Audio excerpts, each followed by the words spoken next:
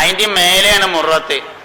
അബൂഹു Abdullahi Abdul Muthalib വഹാശിമുൻ Abdu മനാഫിൽ മുൻതസിബ് Qusai കിലാബുൻ മുറത്തുൻ. അവിടേക്കാണ് സിദ്ദീഖ് റളിയല്ലാഹുവിന്റെ കുടുംബ പരമ്പര ചെന്ന് മുട്ട. അതുകൊണ്ട് നബി തങ്ങളുടെ അഹ്ലു ബൈത്തിലല്ല സിദ്ദീഖുൽ അക്ബർ റളിയല്ലാഹു അൻഹു ഉള്ളത്. നബി തങ്ങളോട് കുടുംബബന്ധം സ്ഥാപിക്കാൻ സിദ്ദീഖിന്റെ മുമ്പിൽ ഒരു വഴിയേ ഉള്ളൂ, മകളെ കല്യാണം കഴിച്ചു കൊടുക്കുക, വേറൊന്നുമില്ല. എന്ത് ചെയ്യണമെന്നറിയാതെ സിദ്ദീഖുൽ അക്ബർ റളിയല്ലാഹു അൻഹു വിഷമിച്ചു. എങ്ങനെ ഇപ്പൊ ചോദിക്കുക, എങ്ങനെ പറയാ, എവിടുന്നാ തുടങ്ങാ, ഒരു ഐഡിയ ഇല്ല. ആയിഷ ബീവിക്കാണെങ്കിൽ കല്യാണാലോചന വന്നുകൊണ്ടിരിക്കുന്നുണ്ട്. 2 കല്യാണാലോചന വന്നു. സിദ്ദീഖ് റളിയല്ലാഹു അൻഹു 2ഉം പെൻഡിങ്ങിൽ വെച്ചു. ഒരു കല്യാണം വന്ന് ഏകദേശമൊക്കെ ഇങ്ങനെ അന്വേഷിച്ച് ഉറപ്പിച്ച മട്ടായി. സിദ്ദീഖ് റളിയല്ലാഹു അൻഹു കാണാൻ ചെന്ന് നോക്കുമ്പോ ഓനും ഓന്റെ വാപ്പിയും കള്ളുടിയനാ. ഓൻ മാത്രല്ല വാപ്പിയും കള്ളുടിയനാണ്. എന്താ പഠിച്ചോനെ ഞാൻ കാട്ടുക എന്നാലോചിച്ച് അവിടുന്ന് മടങ്ങി. അപ്പോഴൊക്കെ അങ്ങനെ മനസ്സിലുണ്ട് നബിതങ്ങൾ കല്യാണം കഴിച്ചാൽ നന്നായിരുന്നു. ഒരിക്കൽ പുണ്യ നബി സല്ലല്ലാഹു അലൈഹി വസല്ലമ തങ്ങളുടെ അടുത്തേക്ക് ആയിഷ ബീവി റളിയല്ലാഹു അൻഹയെ വിളിച്ചുകൊണ്ട് ഒരു പളങ്കുപാത്രം നൽകിയിട്ട് അതിൽ 3 ചുവന്ന റോസാപ്പൂകൾ വെച്ചുകൊണ്ട് ആയിഷ ബീവിയുടെ കയ്യിൽ കൊടുത്തിട്ട് പറഞ്ഞയച്ചു, മോളെ ഇതുമായി മുഹമ്മദ് നബിയുടെ അടുക്കൽ ചെല്ലണം. അള്ളാന്റെ റസൂലിന് ഇഷ്ടപ്പെട്ടിട്ടുണ്ടെങ്കിൽ എടുക്കാൻ വേണ്ടി പറയണം. പളങ്കുപാത്രത്തിലെ റോസാപ്പൂവുമായി ആയിഷ ബീവി ചെന്നു. നബി തങ്ങളോട് ഇഷ്ടപ്പെട്ടെങ്കിൽ എടുക്കാൻ പറഞ്ഞിട്ടുണ്ടെന്ന് പറഞ്ഞപ്പോ ആയിഷ ബീവിക്ക് മനസ്സിലായിട്ടില്ലെങ്കിലും സിദ്ദീഖുൽ അക്ബർ എന്താണ് ഉദ്ദേശിച്ചത് എന്ന് നബി തങ്ങൾക്ക് മനസ്സിലായി. അതിൽ നിന്നൊരു റോസാപ്പൂ എടുത്തുകൊണ്ട് പറഞ്ഞു, ഇഷ്ടപ്പെട്ടു എന്ന് വാപ്പാട് പറയണം. അതാണ് കല്യാണാലോചന. അങ്ങനെയാണ് കല്യാണം ഉറപ്പിക്കുന്നത്. ആയിഷ ബീവി റളിയല്ലാഹു അൻഹാന്റെ വാപ്പി ഇമ്മിയും കൂടി തീരുമാനിച്ചതാണ്, അല്ലാതെ നബി തങ്ങൾ നിർബന്ധിച്ച് വിവാഹം കഴിച്ചതല്ല. വാപ്പാക്കും ഉമ്മാക്കും കുട്ടികളെ ആർക്കാ കെട്ടിച്ചു കൊടുക്കേണ്ടത് എങ്കിൽ അതിന് സമ്മതിക്കണമെന്ന ഇസ്ലാമിക അധ്യാപനമാണ് ഇതിലെ 1ാമത്തെ പാഠം. 2ാമത്തെ പാഠം ആരെ കല്യാണം കഴിച്ചാലും ഭാര്യക്ക് സംതൃപ്തി നൽകാൻ സാധിക്കുക എന്നതാണ് ഭർത്താവിന്റെ വിജയം എന്നതാണ് 2ാമത്തെ പാഠം. എന്തായാലും മാതൃക എന്നാണ് ചോദ്യം. 2ാമത്തെ മാതൃക കല്യാണം കഴിച്ചത് ആരെയാണെങ്കിലും, കുട്ടിനെയാണെങ്കിലും തള്ളനാണെങ്കിലും ആരെയാണെങ്കിലും ഭാര്യയെ സംതൃപ്തയാക്കാൻ കഴിയുക, അത് ഭർത്താവിന്റെ ക്വാളിറ്റിയാണ് എന്നുള്ളതാണ് 2ാമത്തെ പാഠം. ആയിഷ ബീവി റളിയല്ലാഹു അൻഹ ഒരിക്കലും നബി തങ്ങളോടൊപ്പം കഴിഞ്ഞുകൂടിയിട്ട് ഞാൻ ഇടങ്ങാറായി എന്ന് തോന്നിയിട്ടില്ല, ഞാൻ പെട്ടുപോയതാണെന്ന് തോന്നിയിട്ടില്ല. എന്നെത്ര ചെറുപ്പത്തിൽ എന്റെ വാപ്പി ഇമ്മിയും കൂടി കൊല ചെയ്തതാണെന്ന് ആയിഷ ബീവി റളിയല്ലാഹു അൻഹക്ക് തോന്നിയില്ലാതെ മാത്രല്ല, നബി തങ്ങളെ എനിക്ക് മാത്രം കിട്ടണമെന്നായിരുന്നു ആയിഷ ബീവി ആഗ്രഹിച്ചത്. അതിനാണ് പലപ്പോഴും തന്ത്രം മെനഞ്ഞത്. എനിക്ക് മാത്രം കിട്ടണം, എന്റെ നബിയാണ്, എനിക്ക് മാത്രം കിട്ടണം. ഒരിക്കൽ ആയിഷ ബീവി റളിയല്ലാഹു അൻഹയുടെ മടിയിൽ തലവെച്ചുകൊണ്ട് പുണ്യ നബി സല്ലല്ലാഹു അലൈഹി വസല്ലം തങ്ങൾ ഇങ്ങനെ ഉറങ്ങുകയാണ്. നബി തങ്ങളുടെ മുഖത്തേക്ക് ഇങ്ങനെ നോക്കിയിരുന്ന ആയിഷ ബീവിക്ക് കരച്ചിൽ വന്നു. ആയിഷ ബീവിയുടെ കണ്ണുകളിൽ നിന്ന് ഇറ്റി വീണ 2 കണ്ണുനീര് പുണ്യ നബിയുടെ പൂമുഖത്ത് വീണപ്പ ഞെട്ടി ഉണർന്ന നബി തങ്ങൾ ചോദിച്ചു, മാലക്കിയ ആയിഷു, ആയിഷു എന്ത് പറ്റി? എന്തേ ആയിഷ എനിക്ക് പറ്റിയത്? നീ എന്നോട് ഒരുപാട് സമയം സംസാരിച്ചിരിക്കണമെന്ന് കരുതിയിട്ട് ഞാൻ ഉറങ്ങിപ്പോയതാണോ? അതല്ല, നിനക്ക് വല്ല വിഷമവും പറ്റിയോ? നിനക്ക് എന്താ സംഭവിച്ചത് എന്നോട് പറയൂ. നബിയേ, എനിക്കൊരു വിഷമവും പറ്റിയതല്ല. നിങ്ങൾ എന്റെ മടിയിൽ ഇങ്ങനെ തലവെച്ച് കിടന്നപ്പോ ഞാൻ ആലോചിച്ചു പോയി, നബിയേ, ദുനിയാവിൽ വെച്ച് എന്റെ മടിയിൽ തലവെച്ചുറങ്ങാൻ എനിക്ക് നിങ്ങളെ കിട്ടുന്നുണ്ട്. നാളെ മഹ്ശറയിൽ എന്റെ മടിയിലൊന്ന് തലവെച്ച് കിടക്കാൻ നിങ്ങളെ കിട്ടുമോ എന്നാലോചിച്ചപ്പോ എനിക്ക് കരച്ചിൽ വന്നതാണ് നബിയേ. കുടുങ്ങിയെന്ന് മാത്രല്ല, ദുന്യാവെന്ന് മാത്രല്ല, ആഖിറത്തുനിന്ന് എനിക്ക് നിങ്ങളെ കിട്ടണമെന്ന് ആയിഷ ബീവി ആഗ്രഹിച്ചു എന്നത് സംതൃപ്തിയാണോ അല്ലയോ? വയസ്സെത്രയെന്നുള്ളതല്ല പ്രധാനം, സംതൃപ്തി കൊടുക്കാൻ പറ്റുമോ പറ്റൂലേ എന്നതാണ് ഏറ്റവും പ്രധാനം. അത് വളരെ പ്രധാനപ്പെട്ടത് തന്നെയാണ്. ലൈംഗികതയെ, സെക്സിനെ സെക്സായി പഠിച്ചെങ്കിൽ മാത്രം തീർന്നു പോകുന്ന കുറെ സംശയങ്ങളുണ്ട്. അങ്ങനെ ചോദിക്കണോനൊരു മടിയില്ലെങ്കിലേ പറയണോന് പിന്നെ മടിയുടെ ആവശ്യമില്ലല്ലോ. അങ്ങനെയല്ലോ, ചോദിക്കണോന് എന്ത് ചോദ്യം ചോദിക്കാന്നും പറയണോന് ഉത്തരം പറയാൻ മടിച്ചിരിക്കണമെന്നും അങ്ങനെയല്ല. ചോദിക്കണോന് മടിയില്ലെങ്കിൽ പറയണോന് മടിയേണ്ട ആവശ്യമില്ല. ലൈംഗികതയെ ലൈംഗികതയായി തന്നെ മനസ്സിലാക്കുമ്പോൾ തീർന്നു പോകുന്ന കുറെ സംശയമുണ്ട്. ആയിപ്പെട്ട സംശയമാണ് ആയിഷ ബീവി നബി തമ്മിലുള്ള ജീവിതം. 6-ാമത്തെ വയസ്സിൽ വിവാഹം ചെയ്തു എന്നുള്ളത് ശരിയാണ്. പക്ഷെ 9-ാമത്തെ വയസ്സിലാണ് അവർ തമ്മിൽ വീട് കൂടുന്നത്. മദീനയിൽ വെച്ചാണ്. കല്യാണം മക്കത്ത് നിന്നാണ്. അവർ ഒരുമിച്ച് താമസിക്കുന്നത് മദീനയിൽ വെച്ചാണ്. 9-ാമത്തെ വയസ്സിൽ അന്നും ഇന്നും എന്നും പെണ്ണുങ്ങൾക്ക് പ്രായം തികയണ സമയമാണ്. എല്ലാ കാലത്തും സ്ത്രീകൾക്ക് പ്രായം തികയാറുള്ളത് 9 വയസ്സിൽ തന്നെയാണ്.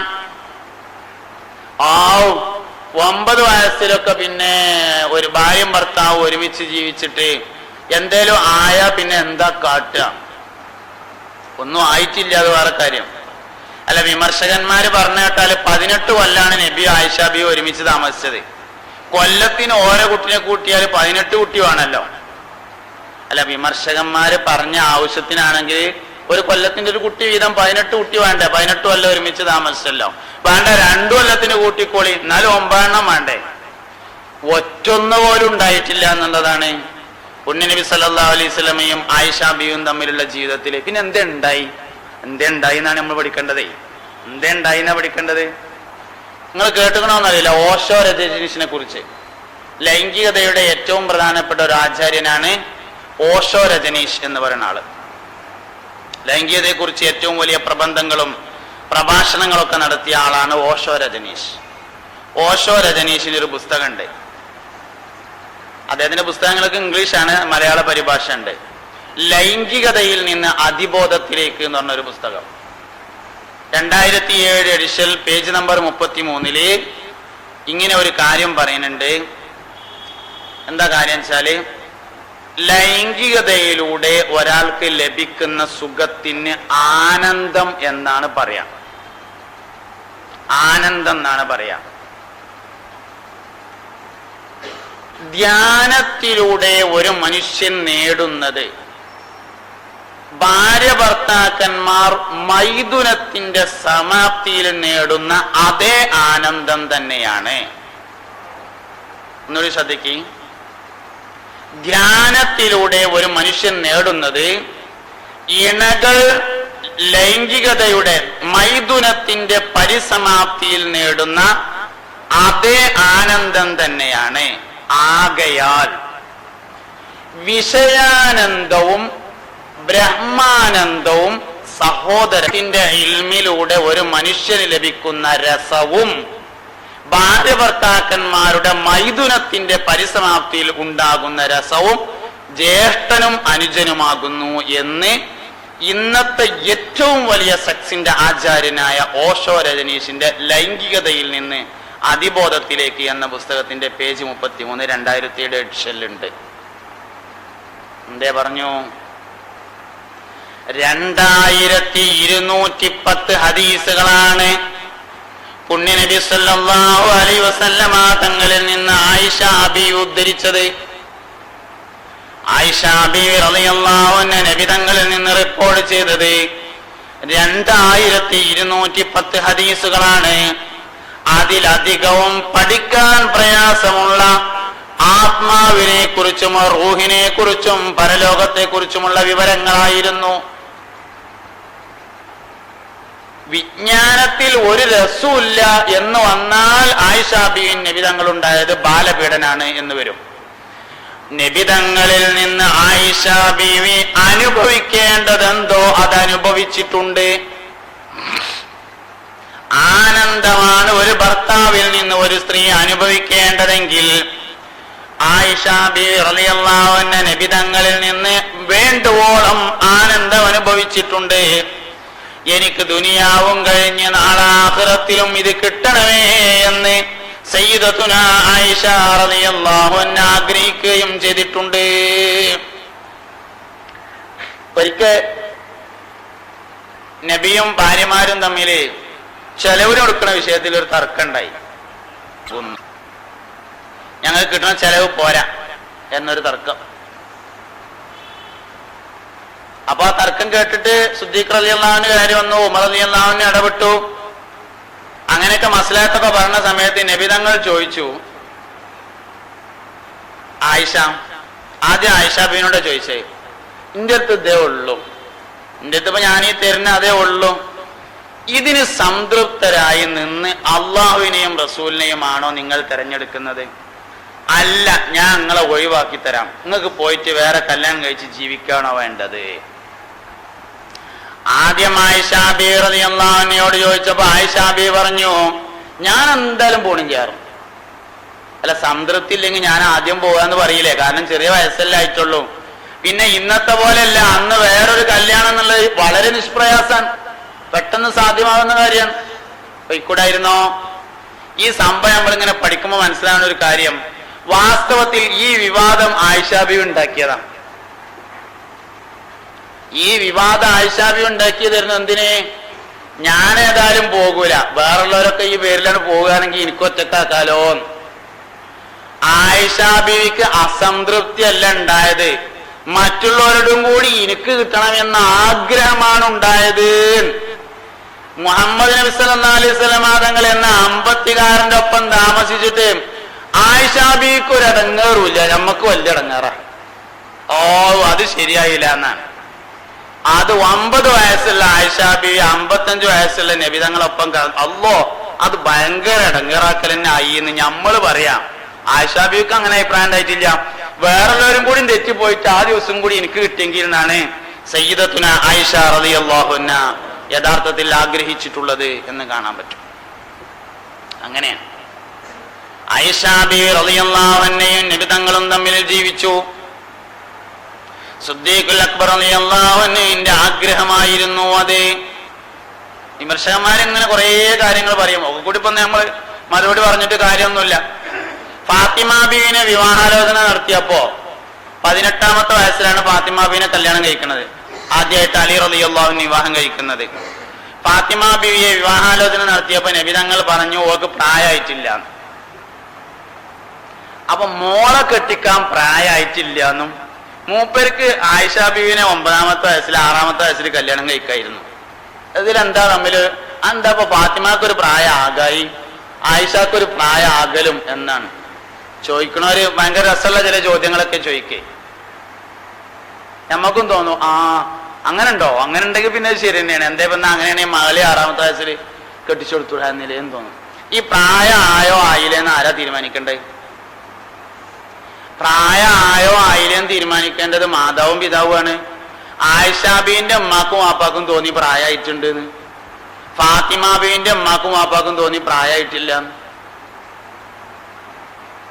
ഇതാരാ തീരുമാനിക്കേണ്ടത്? ഈ പ്രായത്തെ കുറിച്ചുള്ള ഈ നബിതങ്ങള് 55 വയസ്സിൽ 6 വയസ്സുള്ള ഖദീജ ആയിഷ ബിയെ വിവാഹം ചെയ്തതിൽ എന്ത് മാതൃകയാണ് എന്നതിലെ 3ാമത്തെ കാര്യമാണ് പ്രായത്തിൽ മാതൃക ഉണ്ടോ എന്നുള്ളത്. ഈ പ്രായത്തിന്റെ മാതൃക പറയുമ്പോൾ അതിൽ കുറച്ച് കാര്യങ്ങൾ പറയാനുണ്ട്. പ്രായത്തിലെ മാതൃക എന്ന് പറയുമ്പോൾ ഏത് കാലത്ത് എന്നുള്ളതും കൂടി പറയണം. പ്രായത്തിന്റെ കാര്യത്തിൽ മാതൃകയുണ്ട്, ഇക്കാലത്തല്ല അക്കാലത്ത്. ആ കാലത്ത് അതിൽ മാതൃക ഉണ്ട്. ഇപ്പൊ നമ്മള് നിയമം 18 വയസ്സിൽ കുട്ടികളെ കെട്ടിക്കാന്നാണ്. 18 വയസ്സായ കെട്ടിക്കാം, ഡിഗ്രി ഫസ്റ്റ് ഇയർ കഴിഞ്ഞിട്ടുണ്ടാവും കെട്ടിക്കുക. ഇതാണ് നിലവിലുള്ള നിയമം. ശരി തന്നെയാണ്, കുഴപ്പമൊന്നുമില്ല. 18 കെട്ടിച്ചാൽ മതി, നമുക്ക് വേണ്ടാന്ന് അഭിപ്രായമൊന്നുമില്ല. എല്ലാവരും 6ാമത്തെ വയസ്സിൽ കെട്ടിക്കണമെന്ന് നമുക്ക് അഭിപ്രായമൊന്നുമില്ല. 18 കെട്ടിച്ചാൽ മതി. പക്ഷെ ഒരു പ്രശ്നമുണ്ട്. കുറച്ചു കാലം കഴിഞ്ഞിട്ട് കുറെ ആൾക്കാരിങ്ങനെ ഇരുന്ന് ആലോചിച്ച് നോക്കുമ്പോ അത് ശരി തന്നെയല്ലേ, 18ാമത്തെ വയസ്സിൽ ഡിഗ്രി മുഴുവനാവില്ലല്ലോ. ഡിഗ്രി മുഴുവനാക്കിയിട്ട് കല്യാണം കഴിക്കൽ തന്നെയാണ് ശരിയെന്ന് ഒരു കൂട്ടർക്ക് തോന്നിയിരുന്നില്ല. അത് ബില്ലായി പാർലമെന്റിൽ അവതരിപ്പിച്ചു വന്നു. ഡിഗ്രി കഴിഞ്ഞിട്ടേ ഒരു പെണ്ണിനെ കെട്ടിക്കാൻ പറ്റുള്ളൂ എന്ന് നിയമം വന്നു. ആയിക്കോട്ടെ, നമുക്ക് കുഴപ്പമില്ല, ഡിഗ്രി കഴിഞ്ഞിട്ട് കെട്ടിച്ചാൽ മതി, ഒരു പ്രശ്നമില്ല. അന്ന് അങ്ങനെയായിരുന്നു. അന്നത്തെ ഒരു കുട്ടിയുടെ പക്വത എന്ന് പറയുന്നത് ഡിഗ്രി കഴിഞ്ഞിട്ടാണെങ്കിൽ ആയിക്കോട്ടെ. ഇന്നത്തെ ഒരു കുട്ടിയുടെ കല്യാണത്തിന്റെ പക്വത എന്ന് പറഞ്ഞത് 18 വയസ്സാണെങ്കിൽ ആയിക്കോട്ടെ. പക്ഷെ ഇതിന്റെ തൊട്ടു മുമ്പ് കുട്ടികളൊക്കെ SLC കഴിഞ്ഞാൽ കെട്ടിച്ചിരുന്നല്ലോ. ഓലൊക്കെ അമ്മയും വാപ്പിയായിട്ട് നിലവിലുണ്ട്, ഒരു കുഴപ്പമില്ല. അന്ന് അത് ശരിയായിരുന്നു, അന്നത്തെ പക്വത അതാണ്. അതിന്റെ മുമ്പ് നമ്മളൊക്കെ അമ്മമാരോട് ചോദിച്ചാൽ അറിയാൻ പറ്റും. വിദ്യാഭ്യാസം ഉള്ളവരാണെങ്കിൽ 6ാം ക്ലാസ് വരെ പോയിട്ടുണ്ടാവും. വിദ്യാഭ്യാസം ഉള്ള അമ്മയും വാപ്പിയാണെങ്കിൽ 6ാം ക്ലാസ്സും. എന്തേ പോൽക്കൊരു കുറവുണ്ടായത്? ഒന്നുമില്ല. അന്നത്തെ വാപ്പാന്റെ ഇമ്മാന്റെയും അഭിപ്രായം ഓൽക്കറിയായിരുന്നു, 6ാം ക്ലാസ് കഴിഞ്ഞാൽ കുട്ടിനെ കെട്ടിക്കാനായിട്ടുണ്ട്. കുറച്ചുകൂടി വല്യമ്മാട് ചോദിച്ചാൽ 4ാം ക്ലാസ് ആയിക്കാരം. വല്യമ്മാനോട് ചോദിച്ചാൽ 4ാം ക്ലാസ് ആണ്. അപ്പൊ അന്നത്തെ യോഗ്യത 4ാം ക്ലാസ് ആണ്. അതിന്റെ മുന്നേ സാമൂഹികമായ ചില ഇടപെടലുകളൊക്കെ നടത്തി ഒരു കുട്ടിനെ കല്യാണത്തിനായിട്ടുണ്ടോ എന്ന് വാപ്പാക്കും ഉമ്മാക്കും അറിയണ സമയത്ത് കല്യാണം കഴിച്ചു കൊടുക്കലായിരുന്നു അക്കാലത്തുണ്ടായിരുന്ന പതിവ്.